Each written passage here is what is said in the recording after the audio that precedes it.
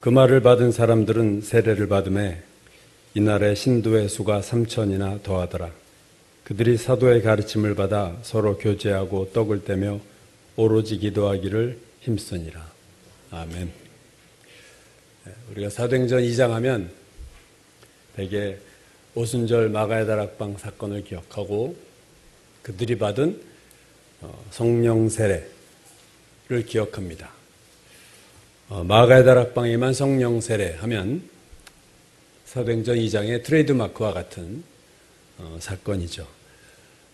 그러나 사도행전 2장은 또 다른 중요한 사건을 가리키고 있는데 그것은 바로 교회의 탄생입니다. 성령이 120명에게 임하는 순간 베드로는 성령 충만한 상태에서 일어나서 설교할 때 이것이 구약의 요엘서가 실현되는 것이다. 요엘서의 예언이 실현되는 것, 즉 하나님이 모든 사람에게 성령을 주시겠다고 하는 그 출발점이 바로 이 오순절 마가다락방 사건이고 그것은 교회가 탄생한 하나님의 교회가 생겨진 그리고 한순간에 교회가 탄생했고 한순간에 교회가 커진 거예요. 3,000명이 늘었다. 그러니까 한순간에 한날에 하나님의 교회 탄생과 교회 성장이 동시에 일어났다는 거죠.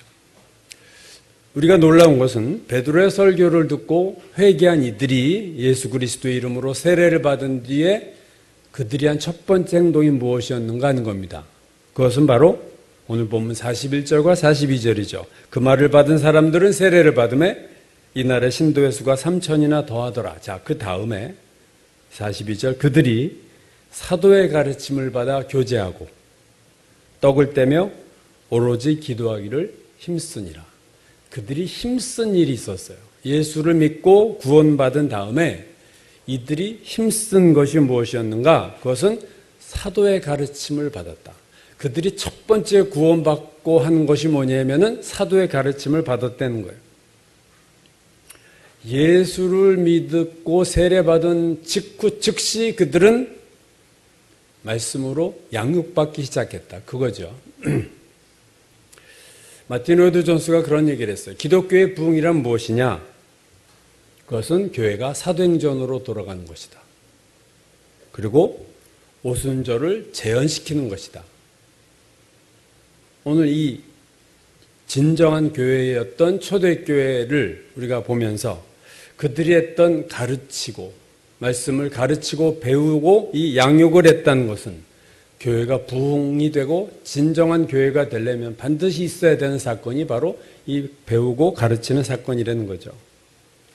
이 가르치다라는 헬라어 디다스코 또는 가르침, 디다케라고 하는 것은 우리가 신학에서 배울 때 디다케라는 말을 많이 쓰죠. 이게 교육이에요.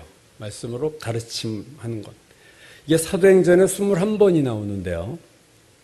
사도행전의 시작 1장 1절이 이렇게 시작됩니다. 데오빌러여 내가 먼저 쓴 글에는 무릇 예수께서 행하시며 가르치시기를 시작하심부터 그러니까 1장 1절은 가르침에 대한 얘기로 시작해요. 예수가 행하시며 가르치시기를 예수가 가르치심 그게 1장 1절이고 사도행전의 마지막 장 마지막 절 어떻게 끝나냐면 바울이죠. 바울이 하나님의 나라를 전파하며 주 예수 그리스도에 관한 모든 것을 담대하게 거침없이 가르치더라. 사도행전의 마지막 끝이 가르치더라로 끝납니다. 시작이 가르침으로 시작해서 끝나는 것이 가르치더라로 끝나요. 그러니까 사도행전은 이 가르침이라는 단어가 디다스코, 디다스케, 디다케 이 단어가 되게 중요하다는 것을 알 수 있어요. 시작과 끝이 가르침으로 시작해서 가르치는 것으로 끝났을 뿐 아니라 이 사도행전 중간에 보면 이 가르친다는 것이 사도행전의 핫 이슈가 되고 있습니다. 4장 1절에 보면 제사장들과 성전 맡은 자와 사두개인들이 이르러 예수 안에 죽은 자의 부활이 있다고 백성을 가르치고 전하는 것을 싫어했다. 그러니까 대제사장과 종교 지도자들이 사도들이 가르치는 것 싫어했어요. 4장 18절 그들을 불러 경고하여 사도들을 불러 경고하여 도무지 예수의 이름으로 말하지도 말고 가르치지도 말라 하니 그들이 금했던 건 너희들 가르치지 마. 다른 얘기해도 좋은데 예수에 대해서 가르치지 마. 5장 21절 그들이 듣고 새벽에 성전에 들어가서 가르치더니 감옥에서 가르치지 마 하고 풀어놨더니 또 가르치고 있는 거예요. 가르치더니 대제사장과 그와 함께 있는 사람들이 와서 그 사도들을 다시 잡아오라 해서 또 갇혀요. 5장 28절 이르되 우리가 이 이름으로 사람을 가르치지 말라고 엄금하였으되 너희들 내가 가르치지 말라고 엄히 금했는데 너희가 또 가르치냐? 사도들이 절대로 굽히질 않아요. 5장 42절 사도들이 날마다 성전에 있든지 집에 있든지 장소를 불문하고 예수는 그리스도라고 가르치기를 그치지 아니했다. 그러니까 이 사도행전 전반부의 싸움은 뭐냐면 너희들 가르치지 말아라 그 얘기예요. 악착같이 가르치고 제사장과 종교 지도들은 정말 쫓아다니면서 가르치지 말라고 하는 거예요.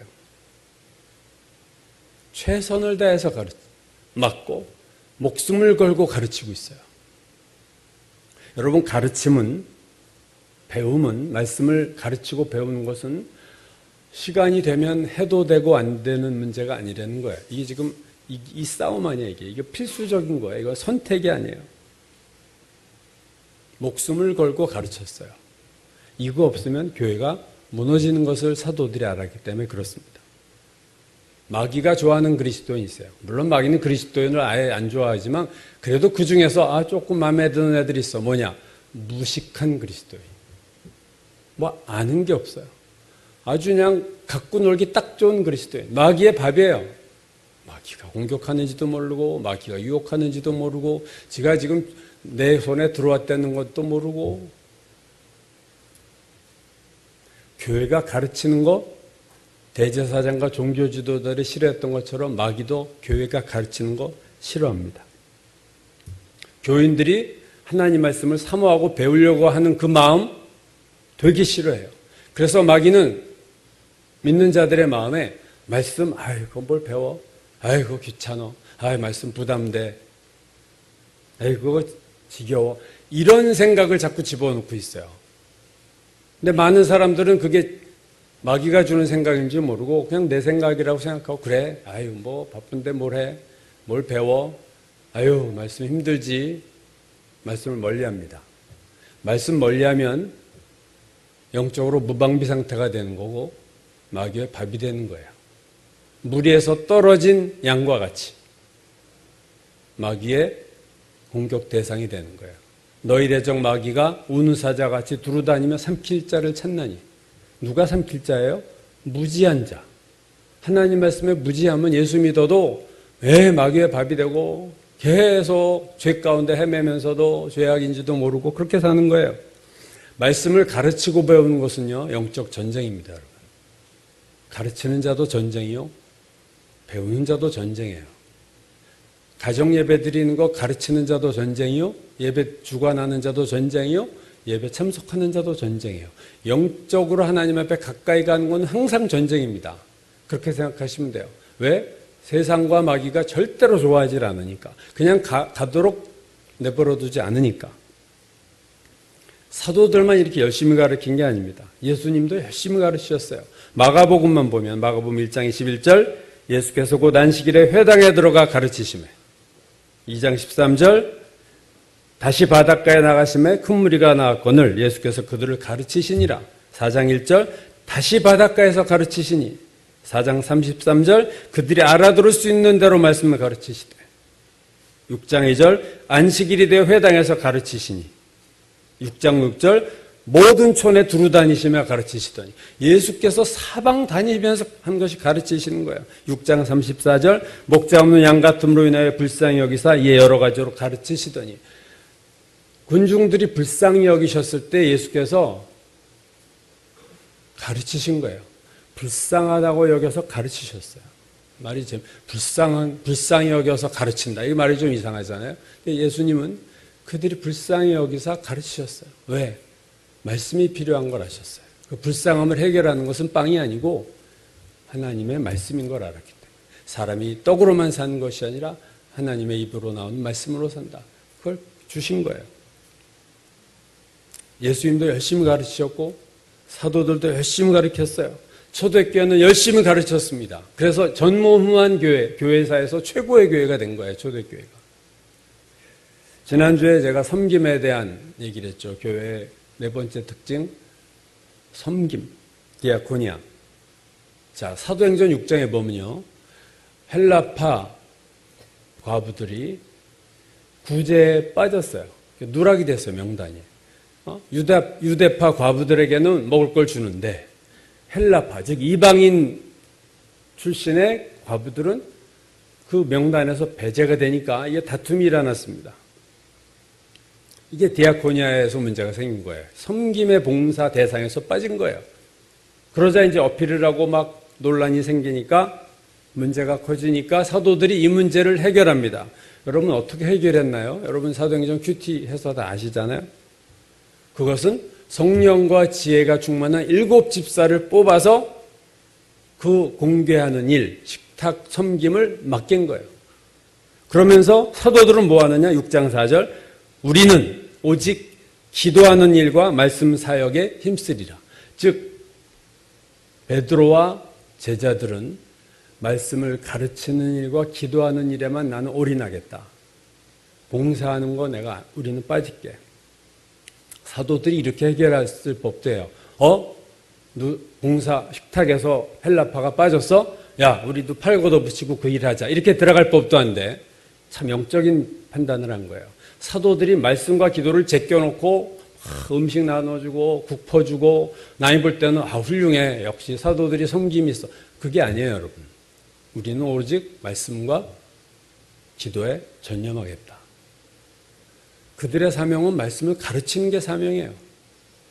그 대신 7 집사는 섬김에 디아코니아의 봉사를 하게 하는 거죠. 이게 제대로 된 교회의 모습이에요. 집사들은 섬김의 봉사를 하고 사역자들은 말씀의 봉사를 해야 돼요. 이걸 뭐 그냥 분별 없이 달려들어서 막 열심히 땀 흘리며 하는 게 주의 일이 아닙니다. 바울을 보면요, 이번에는 사도들 예수님 이제 바울을 볼까요?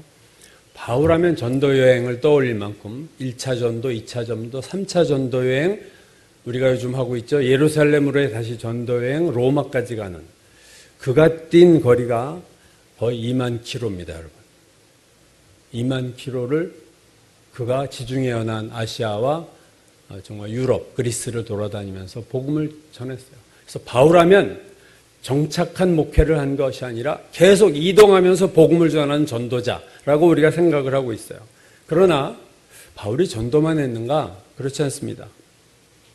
사도행전 14장에 보면 1차 전도 여행하던 중에 루스드라라는 곳에 갔다가 한 나면서 안진뱅이 된 자를 일으켰어요. 그 일로 인해서 오히려 핍박을 받아서 돌에 맞아서 피투성이가 돼가지고 돌 던진 자도 이제 죽었다 해가지고 내다 버릴 정도로 거의 생사가 불분명한 상태로 내던졌다가 살아나죠. 자, 그래서 이제 살아나서 바울이 그 다음에 한 것이 뭐냐면 그동안 자기가 1차 전도행 했던 도시들을 역으로 다시 돌아갑니다.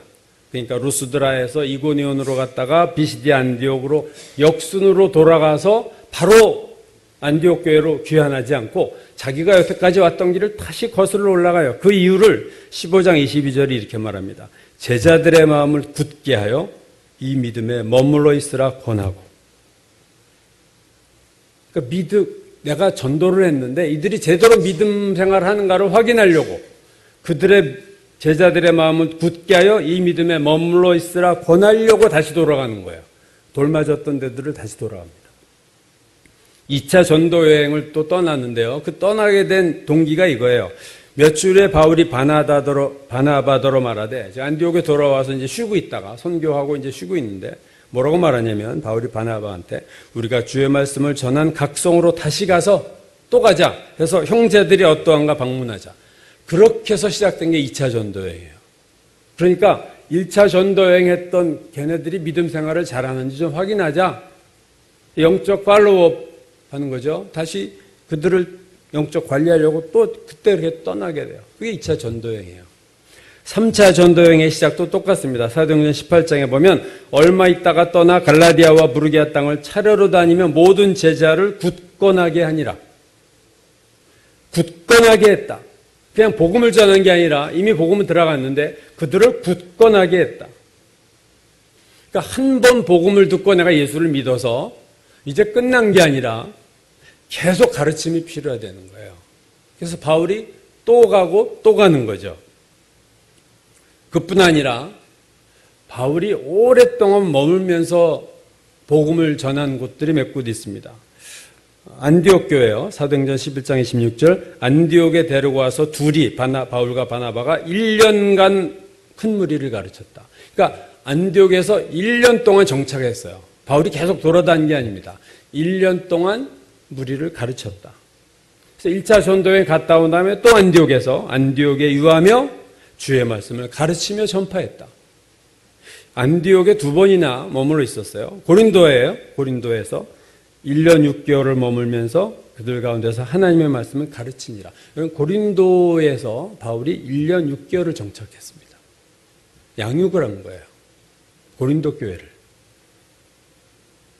에베소에서는요, 사도행전 19장 9절, 바울이 그들을 떠나 제자들을 따로 세우고 두란노소원에서 날마다 가르치더라, 강론하더라.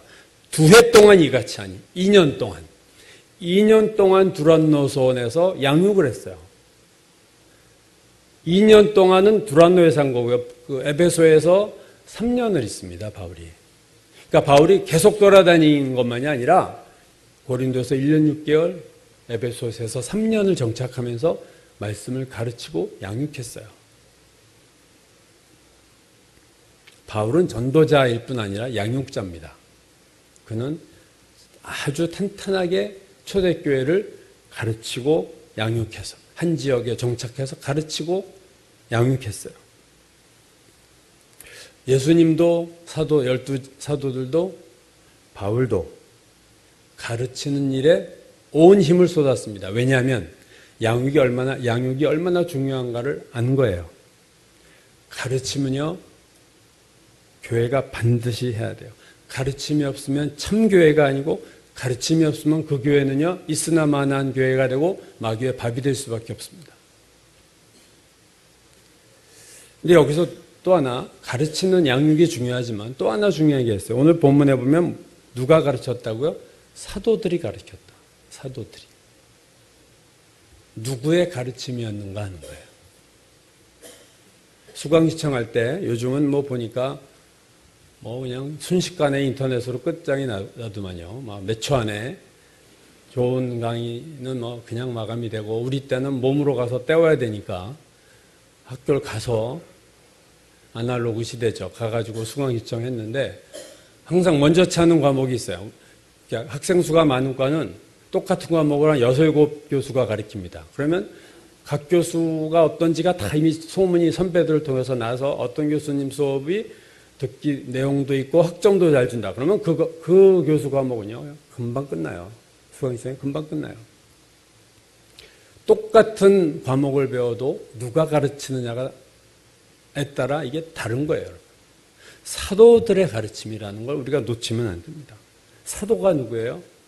예수님과 3년 동안 삶을 같이 했던, 예수님의 말씀을 3년 들었고 예수님의 기적을 3년 동안 옆에서 목도했고, 그렇죠?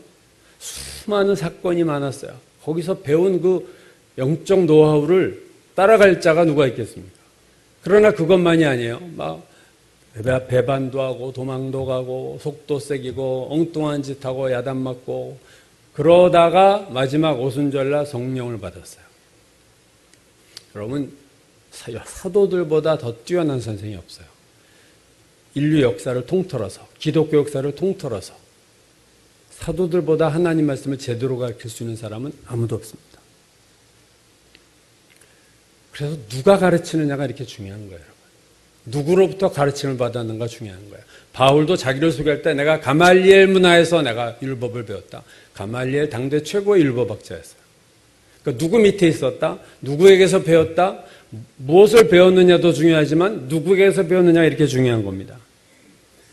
마틴 로이드 존스 목사가 이런 얘기를 해요. 영국 얘기죠. 1950년대쯤 됐을 때 영국이 사람들이 이렇게 생각했다는 거예요. 자, 이제 시대가 깨었고 사람들의 교육 수준도 높아졌고 사람들의 이 생활도 또 부유해지고 이제는 좀 사회가 먹고 살만해지고 지식인들도 많아지고 옛날 그 구닥다리 설교자들은 안 되겠다. 그들 무식하고 그래서 바꾸자 해서 설교자들을 평가하는 기준이 바뀌었어요. 그 전까지는 성령 충만한 목회자를 구했는데 그때부터는 누구를 구했느냐? 학위가 뭐냐? 그 당시에 1950년 학위가 뭐냐? 졸업장 어느 대학을 나왔느냐? 이걸 가지고 목사를 초빙하는 기준이 바뀐 거예요. 그러면서 교회는 마틴 루터 존스 급격하게 황폐해지고 영국 교회가 텅 비게 되었다. 목사들은 되게 세상적으로 훌륭한 백그라운드가 있어요. 근데 그의 가르침에는 생명이 없어요. 영국 교회가 망가진 이유 중에 하나, 마틴 루터 존스가 생각하는 황폐해진 이유는 바로 이 가르치는 자들의 문제를 지적하고 있는 거죠. 누가 양육을 맡아야 될 것인가? 요한복음에서 예수께서 보혜사 성령에 대해서 이렇게 말씀하셨어요. 보혜사, 곧 아버지께서 내 이름으로 보내실 성령, 그가 너희에게 모든 것을 가르치시고 모든 것을 성령이 가르치고 내가 너에게 말한 모든 것을 생각나게 하시리라. 여러분, 보혜사 성령의 역할은요, 가르치는 겁니다. 성령이 가르치시는 분이에요. 요한복음 16장에서도 이렇게 말했어요. 그러나 진리의 성령이 오시면 그가 너희를 모든 진리 가운데로 인도하시리니 그가 스스로 말하지 않고 오직 들은 것을 말하며 장래일을 너희에게 알리시리라. 여러분, 우리가 제대로 배우는 것은요, 성령으로부터 배우는 거예요. 성령은 가르치시는 분이에요. 오늘 성령도 뭐예요? 자기 마음대로 가르치지 않고 들은 대로 가르친다. 성부 하나님의 말씀을 들은 대로 가감없이 가르치는 거예요. 누가 양육자가 돼야 되냐? 여러분, 교회에서도 양육해야 돼. 아무나 양육할 수 없어요. 그러나 양육의 은사를 받은 사람도 있습니다. 특별히 티칭을 잘하는 은사가 있는 교인이 있어요. 그런 사람들이 물론 해야 되죠. 그러나 티칭의 능력이 있다고 다 양육자가 될 수는 없어요. 마틴 루터 존스가 성령 세례라는 책에서 1830년대 후반에 쓰임을 받았던 로버트 머레이 맥체인이라는 사람을 소개할 때 이렇게 얘기해요. 로버트 맥체인이 단지 설교단에 올라가기만 해도 그가 그의 입을 떼기도 전에 사람들이 울면서 죄를 깨닫기 시작했다. 그는 한마디도 하지 않았는데 사람들이 울면서 회개하는 거예요. 왜 그런가? 로이드 존스가 이렇게 얘기합니다. 그 이유는 이 사람이, 맥체인이 하나님 앞에 있으며 또 성령이 그에게 임하셨기 때문이다. 베드로가 사도행전 10장에서 고넬료 일행에게 말씀을 전하고 있는데 그냥 성령이 내려왔어요. 그죠? 기도시키지도 않았고, 통성기도 나중에 설교 중에 다 성령 받아버렸어요. 하나님의 사람이 있으면 그건 다른 거예요, 여러분. 그가 학위가 뭐냐? 미국에서 신학 박사를 했다? 그거 아무 소용없는 거예요, 여러분. 베드로가 얼마나 무식한 사람이에요. 사도들이 얼마나 백그라운드가 약합니까? 그들이 세상 다 뒤집어 놓은 거예요. 예수님이 그들을 키우신 거예요. 아볼로라는 인물이 나오지만 사도행전에 처음에 그가 복음을 전하고 열정이 있는데 브리스길라와 아굴라 부부가 보니까 그물 깁는 평범한 사람이 볼 때 당대 대학자가 설교하라고 복음을 전하는데 핵심이 빠졌어. 요한의 세례만을 얘기해요. 그러니까 열매가 없어요. 그래서 불러다가 대학자를 가리킵니다. 그물 깁는 자가 가르쳐요. 이게 진리고 이게 복음입니다. 가르치고 나서 아볼로가 그 다음에 복음을 전할 때 얘기가 달라져요. 사람들이 변하기 시작합니다. 가르치는 자가 누구인가가 이렇게 중요한 거예요. 그래서 양육자가 중요한 거예요. 세상에 지식이 많은 자를 대개 양육자로 교회에서도 많이 세워요. 그러나 여러분, 지적으로만 가르치니까 황폐해집니다. 그 그룹이 황폐해져요. 제가 여러 번 봤어요. 그런 경우를. 제가 다니던 교회에서. 세상적인 지식과 경험이 많은 자가 가르치면 잘 될 것 같지만요. 절대로 하나님의 말씀은 그렇지가 않습니다. 삶이 변화된 자가 가르쳐야 되고, 기도하는 사람이 가르쳐야 되고, 말씀을 본인 스스로가 사모하고 즐거워하는 사람이 가르쳐야 돼요. 한마디로 성령의 사람이 가르쳐야 되지, 이거 뭐 좀 학력 있고 똑똑하고 가르치면 그냥 반짝반짝 이해 잘하고, 당신 양육하시오. 그래가지고 망한 데가 한두 군데가 아닙니다. 물론 은사가 있어야 돼요. 가르치면 은사가 없는 사람 해도 참 곤욕인데 비차가네. 그러나 은사와 함께 그 사람이 어떤 사람인가 영적으로 이 두 가지가 해야 가르칠 수 있는 자가 되는 거예요. 여러분, 가르치는 게 어렵습니다. 그런 면에서. 우리가 양육을 얘기할 때 많이 인용되는 본문이 디모데후서 2장 2절이에요. 또 내가, 디모데가 바울이 하는 얘기예요. 또 내가 많은 증인 앞에서 내게 들은 바, 바울, 나에게 들은 바를 충성된 사람들에게 부탁해라. 그러면 그 충성된 사람이 또 다른 사람들을 가르칠 수 있으리라. 자, 이게 양육의 되게 패턴인데요. 디모데가, 처음에 바울이 디모데가 가르쳤고, 디모데야, 너 충성된 사람들에게 가르쳐. 그러면 그 충성된 사람들이 또 다른 사람들을 가르칠 거야. 여러분, 이 양육이 몇 대로 갑니까? 4대로 가고 있어요. 그죠? 바울에게서, 디모데에게서, 충성된 사람에게서 또 다른 사람들로 이렇게 단계별로 내려가요. 4단계 내려갔어요. 여러분, 복음을 우리가 가르치고 양육을 할 때 이 내용만 전달해서 되는 게 아니에요. 저는 이 디모데후서 2장 2절 보면 떠오르는 어떤 연상된 게 그거예요. 복사하는 거 생각해요. 복사. 저도 복사를 많이, 여러분도 복사 많이 했죠. 예를 들면 제가 또 원서를 도서관에서 빌렸어요. 그럼 이제 복사를 뜹니다. 복사를 뜨면 원서를 딱 대고 복사를 뜨면 아주 잘 나오죠. 근데 이 원본을 항상 가질 수 없어서 이제 그걸 반납하고 내가 그걸 공부하면 누가 또 이걸 복사해 달래. 그럼 제가 지금 복사한 걸 또 한 번 복사를 해줘요, 친구들한테. 그럼 그 복사는 어떻게 나올까요? 훨씬 흐려지겠죠. 원본을 복사한 것과 똑같을 리가 없어요. 그래서 그걸 누가 복사해 줬어요. 이게 중간고사, 기말고사 때 이런 일이 허다합니다. 소위 말하는 선배들이 준 족보, 그걸 카피로 받았거든. 그걸 또 누가 달라면 걔가 카피를 해주면 걔 걸 또 누가 카피를 해요. 그럼 나중에 카피하냐면 이게 뭔 얘기인지 하나도 몰라요. 카피가 3대, 4대에 걸쳐지면요. 이게 무슨 얘기야? 이렇게 되는 겁니다. 많은 한국교회 제자훈련에 있어서 이런 현상들이 나타나요. 자, 목회자가 소그룹을 가르쳤어요. 자, 이제 당신들이 가르치시오. 각자 소그룹 하나씩 꿰차고 가르쳐요. 그러고 나서 또 당신들이 이제 그룹 하나 만드세요. 그래가지고 숱한 그룹들이, 셀 그룹들이 이렇게 만들어지는데 이게 나중에 가면은 이게 커피인지 물인지 몰라요. 심심해져가지고. 그러고 다 자기가 제자 훈련 받았다고 그래요. 자기가 제자가 된 줄로 착각해요. 천만의 말씀입니다. 예수님이 3년 동안 12명을 양육하셨어요, 여러분. 우리가 무슨 재주?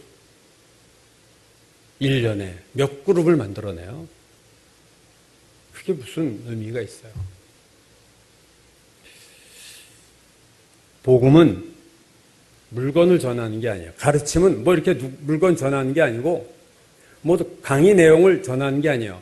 강의 내용도 사람에 따라 다르지만 그래도 강의 내용이라는 것은 우리가 그 실러버스라고 그러죠. 그 틀이 있어요. 요걸 가르쳐라 라는 공통된 게 있어요. 누가 가르쳐도 요건 가르쳐야 되는 거예요. 그렇죠? 그러니까 어느 정도 되지만 양육은요, 얘기가 달라요. 복음을 가르치는 거는요, 다릅니다. 왜? 복음은요, 강의가 아니에요. 복음은 생명입니다, 여러분. 이 생명을 전달하는 일은요, 내가 생명력을 갖지 않으면 전달이 안 돼요. 그래서 양육하는 자에게 영적 생명이 없는데 그가 지식만 있이 복음을 가르치고 양육하면요, 생명은 사라지고 지식이라는 껍데기만 남는 거예요. 성경 지식이라는 껍데기만 머릿속에 있어서 오히려 괴물을 만들어내요. 나 성경 알아. 나 제자 훈련 받았어. 아, 성경 그런 거지 뭐. 지식은 머리는 좋으니까 성경 지식을 꿰차고 있는데 생명이 없어요. 생명이. 중고등학교 시절에 여러분도 다 경험하시죠. 학교마다 교훈이라는 게 있어요. 학교에 학교 교자에다가 훈계 훈자 교훈. 저희가 다닌 학교는 막 이 정문 쪽에 보면 이런 비석에다가 세워놨어요. 교훈을 이렇게 깎아가지고 뭐 멋있게 매일 보라고. 뭐 교훈만 있나요? 급훈도 있어요. 급훈. 반마다 또 뭘 좋은 단어를 앞이나 뒤에다 이렇게 붓글씨로, 우리 땐 붓글씨로 써가지고 뭐뭐하자 뭐뭐하자. 근데 내용이 다 뻔하잖아요. 성실, 뭐 근면, 정직. 그래서 안 봐도 다 어느 학교를 봐도 다 그 얘기가 그 얘기예요. 근데 그걸 왜 써놨을까? 저는 옛날에 그거 저런 거 쓸데없는 걸 저기다 걸어놓고 뭘 도래까지 새기고 저 뻔한 얘기 부지런하자 뭐 정직하자 그런 걸 저기다 돌에다 새겨놓을까 했는데 요즘 생각해 보면요. 학교는 가르치는 곳이에요. 가르치는 곳에서는 이 가르치기 전에 가르침의 목표가 분명해야 되는 거예요. 그게 여러분 교훈입니다. 이렇게 너희가 가르침을 3년 동안 고등학교 3년 동안 받아서 그 가르침의 결과 이러한 자가 돼야 돼. 정직한 자가 되고 근면한 자가 되고 그게 교훈이에요. 저도 나중에 알았어요. 그때는 그냥 눈길 한번 안 주고 쳐다보자마자 돌렸어요. 뻔한 얘기를 자꾸 써놔. 학년 올라가도 또 급훈이 있는데 뭐 1학년 때 거나 2학년 때 거나 3학년 때 거나. 여러분 배움에는 우리가 배우는 데는 목표가 분명해야 됩니다. 배워서 그 결과 어떻게 돼야 된다는 그림이 확실해야 돼요. 내가 배우면 목표가 없이 배우는 게 이게 가장 위험한 거예요. 배움의 목표가 없으면 배움의 결과가 잘못될 때가 많습니다. 학교 다닐 때 머리 좋고 공부 잘하는 수많은 사람들이 사회에 좋은 자리, 높은 자리에 앉아가지고 얼마나 나쁜 일도 신문에 많이 나요? 그들이 왜요? 가르침을 받았지만 왜 배우는지에 대한 목표가 그들의 머릿속에 각인이 된 게 아니에요. 그냥 머리 좋은 사람들은 배우면 그걸로 악하게 살아요. 배운 지식을 가지고 더 악하게, 좋은 머리로 더 못되게, 더 교묘하게, 그럴듯하게 포장하고 밑에서 다 죄를 져요. 여러분 왜 우리가 양육을 받나요? 말씀의 양육의 목표가 뭡니까? 이걸 모르고 양육해 놓으면요. 다 괴물 만들어 놓는 거예요. 목사도 어떻게 만질 수 없는 괴물이 다 돼버려요. 다 자기가 말씀을 알고 있고 자기가 다 꿰차고 있고 내가 영역이 있고 영적인 내가 분별력도 있고 이런 사람들을 대량으로 만들어내고 서로 간에 누가 더 크냐로 싸우는 제자들과 똑같이 고린도 교회처럼 분쟁이 생기는 거예요. 은사들은 많은데. 왜 우리가 하나님 말씀을 배우고 가르치고 양육해야 됩니까? 그 이유를 마태복음 마지막 장 마지막 절에서 예수님의 우리가 지상명령이라고 합니다. The Great Commission, Commitment. 가장 위대한 위임이라고 부르는 여기에서 예수께서 설명하셨어요. 그러므로 너희는 가서 여러분 다 아시는 구절이죠. 모든 민족을 제자로 삼아 아버지와 아들과 성령으로 이름으로 세례를 베풀고 내가 너에게 분부한 모든 것을 마지막이요. 가르쳐 지키게 하라. 지키게 하라. 내가 세상 끝날까지 너희와 함께 항상 있을 것이다. 교회가 뭘 해야 될지 예수께서 승천하시기 전에 말씀하신 거예요. 그것은 뭐냐면 가르쳐라. 근데 가르치는 목적이 뭐냐? 지키는 거다. 가르쳐서 그들이 배움을 받은 대로 지킬 수 있게 해라. 그 말은 지키지 않는 가르침은요. 지키지 않는 배움은요. 아무 의미가 없을 뿐 아니라 이게 독이 되는 거예요.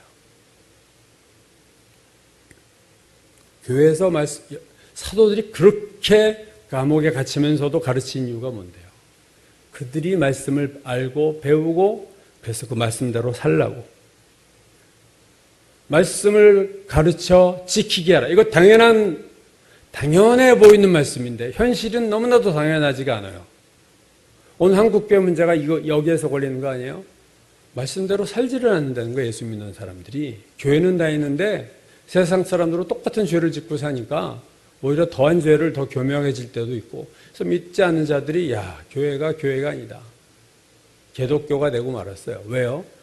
말씀대로 살지 않잖아요. 그걸 세상이 다 알아버렸어요. 말씀대로 살아도 욕을 먹습니다. 고난을 받고 핍박을 받아요. 교회는. 본질적으로 받는데 핍박의 원인, 이유가 다르고 종류가 다른 거예요. 말씀을 지키지 않아도 세상은 교회를 조롱하고 비웃어요. 말씀을 배우지 못해서 내가 말씀들을 지키지 못하면 뭐 이유라도 있지만 말씀을 다 배웠는데 내가 말씀을 지키지 못해. 그건 핑계 댈 수가 없어요. 요한계시록 1장 3절 요한계시록의 시작에서 이렇게 됩니다. 이 예언의 말씀을 읽는 자와 듣는 자와 그 가운데 기록한 것을 지키는 자가 복이 있나니 때가 가까움이라. 주님 오실 때가 가까웠다. 요한계시록 마지막 장 끝부분에서 또 이렇게 해요. 보라, 내가 속히 오리니. 이 두루마리의 예언의 말씀을 지키는 자가 복이 있으리라. 누가 복이 있다고요? 지키는 자가 복이 있다. 말씀을 지키는 자가 복이 있다. 이 말씀을 지키는 것과 때가 가깝고 주님이 다시 오시는 것과 연결시켜서 요한계시록이 말하고 있어요. 말씀을 지키는 자가 복이 있다. 여러분, 복이 뭡니까? 말씀을 지키는 게 복이 있는 거예요. 많이들 그렇게 생각 안 하세요. 복은 뭐냐? 말 그대로 복 받아야 복이죠. 돈 잘 벌고 좋은 집에서 살고 외제차 타고. 얼마 전 신문 보니까 한국 사람들이 외제차 거의 뭐 지금 15%에서 20%까지가 외제차래요. 우리 조카가 삼성에서 BMW 타고 탁 내리면요. 옛날엔 좀 폼나는데 이제는 다 외제차래요. 그리고 이제 뭐 희한한 외제차들. 그것만 눈뜨지 BMW는 그냥 뭐 국민차 같은 수준이라는 거예요. 거기다 주차장에 들어가 보면. 왜 외제차를 타는가 할 때 그 신문 기사가 재밌어요. 한국 사람들이 외제차를 타는 이유는 승차감이 아니라 하차감이에요. 하차감. 내릴 때 남들, 외제차 탄 사람에서 내리네. 이걸 즐기고 싶어서. 그래서 외제차를 탄대. 차가 승차감이 좋아. 하차감. 허황된 국민성입니다. 만약에 그렇다면. 그렇죠? 그걸 복이라고 생각해요.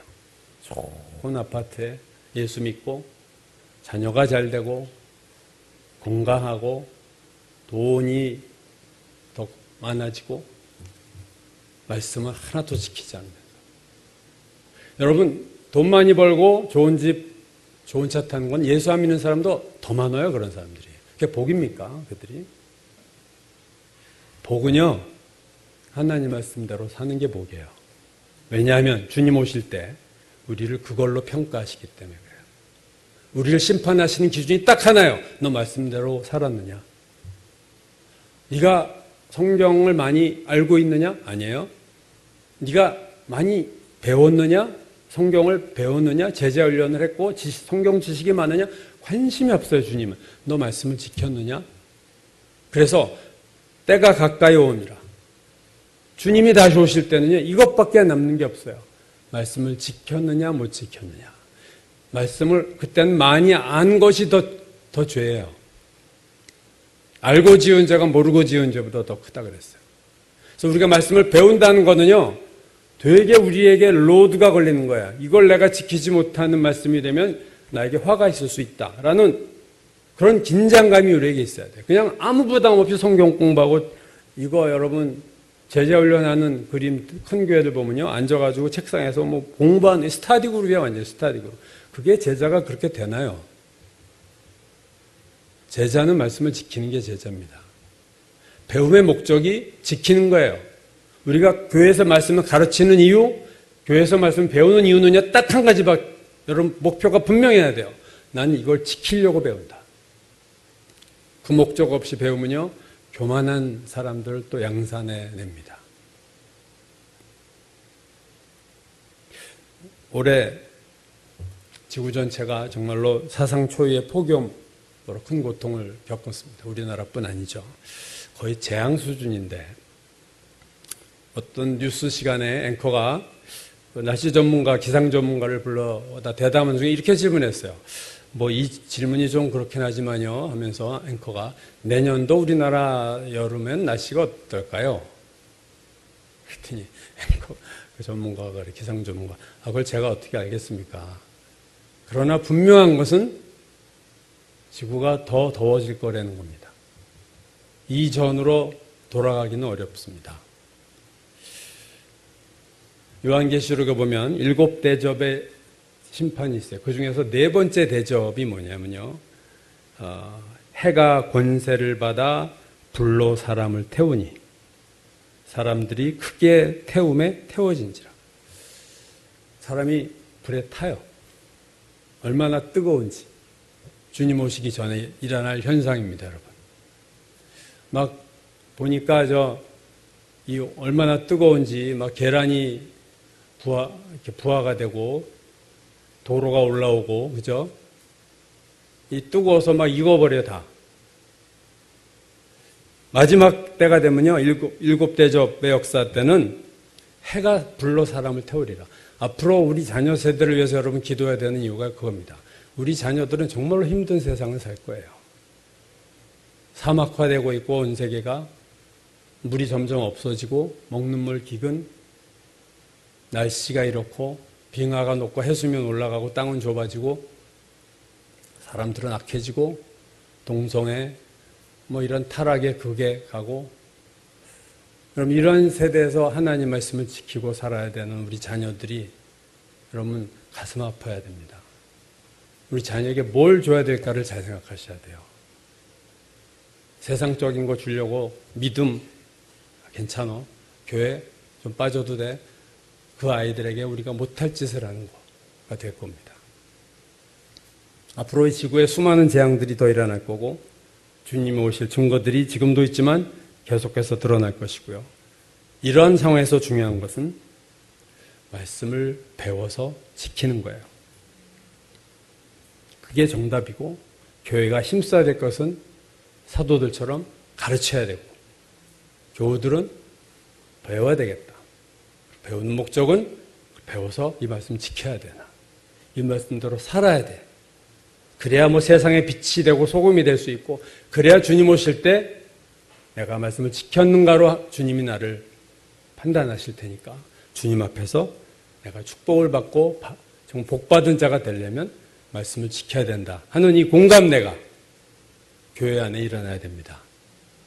우리 교회도 그런 일이 다시 시작돼야 된다고 믿고, 그래서 진정한 양육이 교회에서 회복되고 일어날 수 있도록 우리가 기도하고 준비하고 행해야 될 줄로 믿습니다.